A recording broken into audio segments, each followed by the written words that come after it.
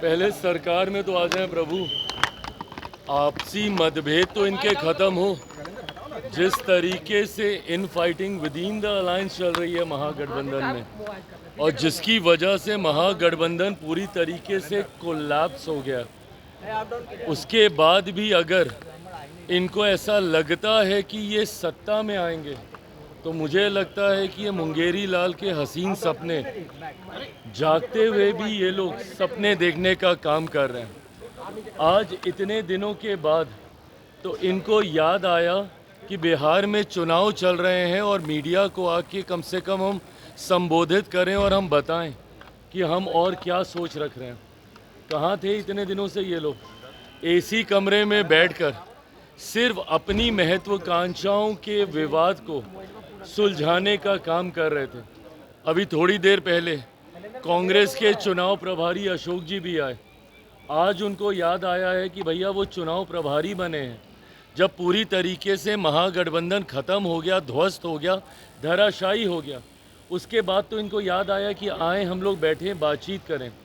राहुल जी कहाँ हैं? राहुल गांधी जी भैया थोड़े दिन पहले तक तो एसआईआर को लेके घूम घूम के भ्रम फैलाने का काम कर रहे थे।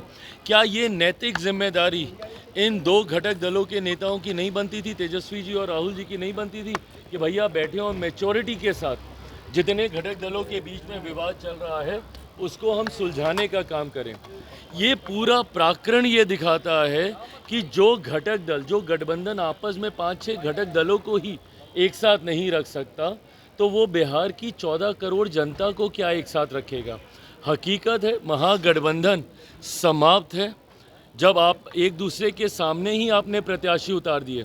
और जो ये बोलते हैं कि 11, 12, 15 सीटों की बात है, भाई अगर एक जिले में 6 विधानसभा और एक विधानसभा में आप एक दूसरे के खिलाफ आप प्रचार कर रहे हैं, तो कैसे बाकी की 5 विधानसभा में आप बोलिएगा कि भैया हम एक साथ हैं?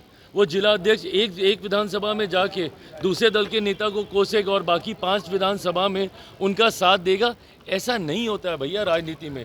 इन लोगों को या तो गठबंधन बनाना नहीं आता, या संभालना नहीं आता, या निभाना नहीं आता। जो भी हो, बिहार की जनता ये समझ चुकी है कि बिहार इनके हाथ में तो कम से कम नहीं सौंपा जाएगा। जो गठबंधन को नहीं संभाल सकता वो बिहार नहीं संभाल सकता। राहुल गांधी जलेबी तो वहाँ पे भी जाके बांट रहे थे भैया। हरियाणा में क्या हुआ? हरियाणा के चुनाव के वक्त भी तो जलेबी खाने का ही ना काम कर रहे थे। तो जब उस वक्त उनको वो जलेबी हजम नहीं हुई, तो आज यहाँ पे छानने के बाद भी क्या होगा? जो परिणाम हरियाणा में हुआ है, कांग्रेस जैसे वहाँ पे मुंह के बल गिरी है, वैसे ही यहाँ पे महागठबंधन का भी हर्ष होगा। सिर्फ 14 नवंबर तक का इंतजार करना बाकी। कहते हैं कि बिहार में राहुल गांधी के नेतृत्व में चुनाव लड़ा जाए, तेजस्वी के नेतृत्व में जो बात चल रही है, तो अब ये बताइए ये कहाँ की एकता महागठबंधन के भीतर? हम में से घटक दलों ने किसी को बोला कि मुख्यमंत्री नीतीश कुमार जी के नेतृत्व से किसी को एतराज़ है? हम सब एक साथ एक सुर में मुख्यमंत्री नीतीश कुमार जी के नेतृत्व में पांचों दल एक साथ आगे बढ़े। पांचों दलों के बीच में सीटों की संख्या का बंटवारा, सीटों का चयन, प्रत्याशियों का नामांकन, प्रचार में उतरे हुए हैं भाई हम लोग। जो नेता प्रतिपक्ष मुख्यमंत्री नीतीश कुमार जी के स्वास्थ्य को लेकर तरह तरह की बातें करते हैं, भैया वो व्यक्ति प्रचार कर रहे हैं। आप क्या कर रहे हैं? इसी कमरे से अभी तक निकलने का आपको फुर्सत नहीं मिला। अभी तक इनमें से कोई प्रचार में नहीं उतरा, जबकि सारे नामांकन पूरी तरीके से समाप्त हो चुके हैं। ये तो गंभीरता दर्शाता है इनकी चुनाव को लेकर। चुनाव से बाहर चले गए। अगर आप फ्रंट से लीड ही नहीं कर सकते तो गठबंधन आप पे, संगठन आप पे विश्वास क्यों करेगा? प्रशांत जी का ये फैसला कहीं ना कहीं उनके अपने समर्थक कार्यकर्ताओं के मनोबल को तोड़ता है।